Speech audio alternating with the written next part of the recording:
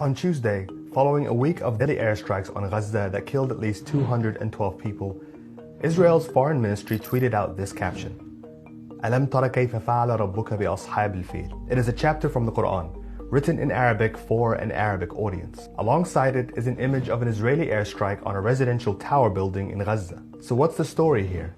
And why are people so furious about it?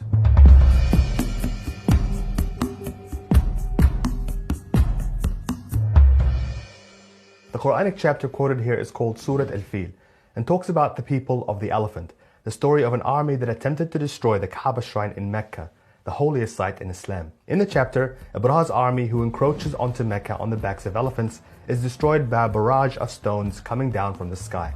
It's a chapter that most Muslims are familiar with, an allegory about how God protects his sacred house from aggressors. This is the chapter that was tweeted out by Israel's official government account, in Arabic, alongside an image of bombs over Gaza.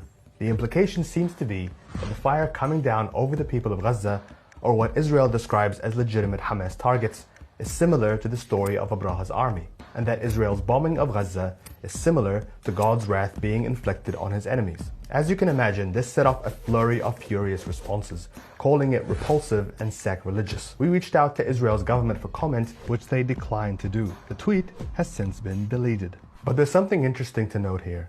This message was only sent out to an Arabic-speaking audience. It's an image that projects strength, and what some have interpreted as mockery.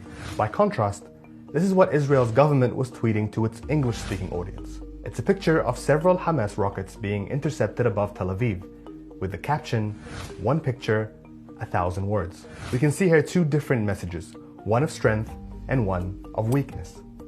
This isn't just reserved to the foreign ministry account. Israel's army is also very active on Instagram, where they have multiple accounts in different languages. A comparison of their IG stories also presents an interesting contrast. Here's what their Hebrew language account has been publishing over the last few days, and here's what their English account looked like.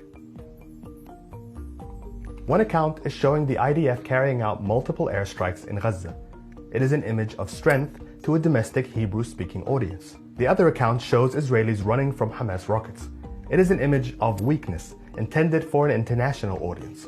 We can see a carefully curated government campaign to show a strong Israel to its citizens and to Palestinians, while showing a vulnerable Israel to the rest of the world. Similarly, if we look at what Israel names its military operations, we see a similar pattern. Its current military operation in Gaza is called Guardian of the Walls, which has so far killed 212 Palestinians. In 2014, its invasion of Gaza was called Operation Protective Edge, and killed over 2,200 Palestinians. However, its Hebrew name translated to Operation Strong Cliff. In 2012, it was called Operation Pillar of Defense in English and killed 105 Palestinians. In Hebrew, it was called Pillar of Cloud. We can see this pattern in the messages of Prime Minister Benjamin Netanyahu. In a press conference on the 15th of May, this was his statement in Hebrew. ההנחיה היא להמשיך להכות במטרות הטרור. צה"ל עושה זאת היטב. היום הוא חיסל עוד מפקד בכיר של הג'יהאד האסלאמי. פגענו ביחידה הימית של החמאס, וגם ממשיכים להכות בתווך התת-קרקעי במטרו של החמאס. At the same press conference, this is what he says in English. This past week, millions of Israelis were forced into bomb shelters as missiles rained down on our cities. One message conveys strength. One message conveys vulnerability. Each message has a different audience, and each message has a different story that Israel wants that audience to believe about what's happening in Gaza right now.